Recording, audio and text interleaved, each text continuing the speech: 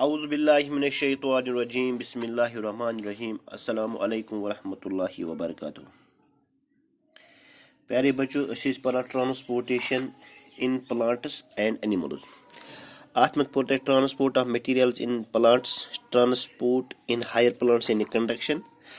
आज ब्या टॉपिक पढ़ दैट्स कॉल्ड ट्रांसपायरेशन ट्रांसपायरेशन पोर्मुत ऑलरेडी 6th क्लास में ट्रांसपायरेशन गो यह गो loss of water from the leaves through stomata ती आज थोड़ा बे पढ़ तथी थोड़ा रिकैप्चुलेशन the plants absorb much more water through their root system and then what is required for various life activities like growth and photosynthesis. You say plants they absorb water through their root system. Chunki plants root system and other is called a shoot system. The part of the plant which is below the ground, that part is called root system. And the part of the plant which is above the ground, that part is called shoot system. Plant karan absorb water root system sith. Root system root here, roots much the root here asan, main root asan, tim such absorb karan water. You see water asan, it is required for the plants for growth and photosynthesis. Ki आब लगान जरूरत अत plants मज लगा growth करने खतर बे लगा photosynthesis करने खतर सोरे आब प्लांट करान अमी खतर इस्तेमाल ग्रोथ करान सोरे कर अमी खतर इस्तेमाल कह रावत कह लॉस लॉस मिसाल के तौर पर सिंपल एग्जांपल आब बाल्टी निवान यह सा यह बाथरूमस मज वाशरूम मज आब बाल्टी निवान सान करने खतर सोरे आब सनिस बॉडी पे पेवान अड़हन पत्थर ते पेवान Shabash. Ithe put plant absorb water karan through their root system. That whole water is not used for growth and but some of the water, some quantity of water is used for growth and photosynthesis. What happens to the rest of water? The excess water is lost by plants in a vapor to their surroundings. Use thoda aab huran apart from growth and photosynthesis, use excess water asan that water is lost. That excess water is lost by the plants in a vapor form to their surroundings. Panis karan surroundings karakam jirarawa ab by the process of transpiration. That process is one on transpiration. Use loss of water chikasan plants in a vapor form to their surroundings. That is one on transpiration. Transpiration is a process of loss of water in a vapor form from the leaves in a plant. Leaves in much asan lakad pores. Leaves asan leaves asan lakad pores. These pores are called stomata. Stomata lakad zad. These stomata are present both upper and as well as lower side of the leaf. These stomata asan present. Banmi side the leaves, the pitmi side the leaves. Magar banmi side asan zad ya pitmi side asan kam. Magar asan present. Stomata are present both upper as well as the lower side of the leaf. It occurs through stomata present in the leaves by the process of diffusion. Yes, chunki bunch asan root system yel asan aab karan absorb water impach old aab laga growth and photosynthesis khatar acha asa aabich concentration zyada. इसी गसान नेरन अड़हन नेरन leaves you can वापस stomata that process called diffusion diffusion मैंने आपको पहले ही बताया diffusion it is the movement of molecule from a region of higher concentration to a region of lower concentration unless until they are distributed evenly. Diffusion गस process यत movement of molecule गसन higher concentration पे lower concentration तीस कालस गसन continue यीस कालस न मॉलिक्यूल डिस्ट्रीब्यूट गसन सरसी हिवी शाबाश एम पछ ते पारन water absorbed through roots is moved upward within the plant body. The yel se plants mans aab chama root system impact chi move upwards. Chunki kas hor kokun khaise that part is called shoot system. Yel root system absorb go water impact khaise hurkun yes such shoot system is going aab gasan. A part of it is used by the process of photosynthesis. Ki आप चीज इस्तेमाल करन photosynthesis करने खतर photosynthesis क्या गई manufacturing of food You green plants are the process by which the plants manufacture their own food in presence of sunlight, water, and carbon dioxide. That process is called photosynthesis. plant karan absorb water akh karan ye photosynthesis khatir istemal be karan ye growth karat istemal and some of it is used for to keep the plant erect yel plant absorb water karan chu yel plant absorb water karan im soch cool rozan khada yel na plant absorb kar water kin through the root system akh waqt vat ye plant hokan ish wilt gasan ish hokan gasan te pat pevan ye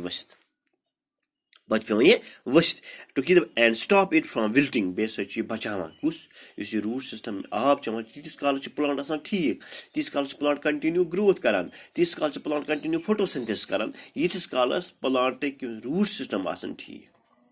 agar root system plants kharab go agar root system ima damage go at you hook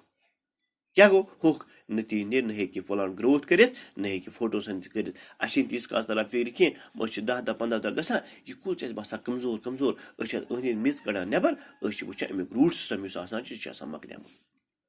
या छ ऐसा अनमुसिद आमुत या छ बे खाद पे ज्यादा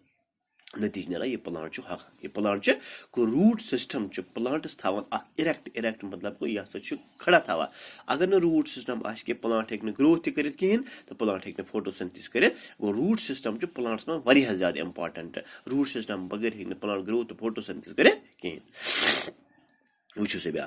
the rest is lost as a water vapor into the atmosphere from the leaves use plant growth photosynthesis of core इस्तेमाल M बगैर यूस रेस्ट वाटर गो दवा या से गो लॉस एटमॉस्फेयर में कपर लीव्स के जरिए in the form of water vapours shabash the evaporation of water from the leaves produces a section pull which helps to pull the upward movement at their great heights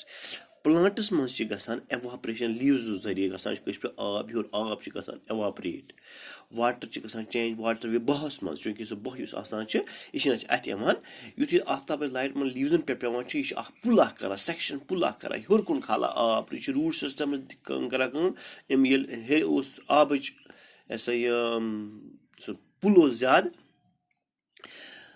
हेर आफ्ताब च light से गो water evaporate क्या गो water को evaporate नतीजे root system से जल्दी अभी आप ज्यादा खर्च हो रूट सिस्टम से जल्दी आप जो इस पर सेक्शन पुल आसाम यानी आप दिवान दुख हेर कुन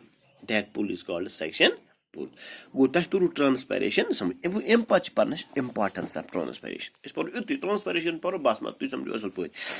इंपॉर्टेंस ऑफ गॉडनिक process gonic point it results in the transport of water and minerals from the soil to the leaves in the leaves water forms the raw materials for photosynthesis agar transpiration gese kehin transpiration kin bunyadas pet transpiration sin wajah search chi gasan plant chi karan absorb water the minerals from the roots but use food bana chu empachi food leaves and per gasan different parts of the plant transfer go you see it in transpiration chu ya search kara kara transport ya search paknavan water the minerals kim pet zameen pet kokon to the leaves to the in the leaves water forms the raw materials for food yeli leaves nish wood water yel kitchens nish wood water impact banai kitchens mas kya ban pai guza that is why these leaves are called the kitchen of the plant agar na leaves nish water wat ki menu tatyo tel hek na plant pan guza banai yel na plant pan guza bano ki imse human beings plant kya chhe devan is devan carbohydrate is devan guza sya formula ch C12H22O11 या C6H12O6 glucose आसान छ ये दिवान यह formula छ carbon dioxide पर water तो बे छ दिवान oxygen क्या छ दिवान ऑक्सीजन इस ऑक्सीजन है ब्रीथिंग करने खतर इस्तेमाल करा ते इस ऑक्सीजन है शह खालने वाले खतर इस्तेमाल करा छ को अगर न प्लांट्स में ट्रांसपायरेशन गस के प्लांट को लीव्स युस आसान छ ये हेक न गुजा बनाए के दोयम point It produces a cooling effect which helps in preventing hot sunlight from damage of delicate cells. चूँकि plants में के cells आसान तम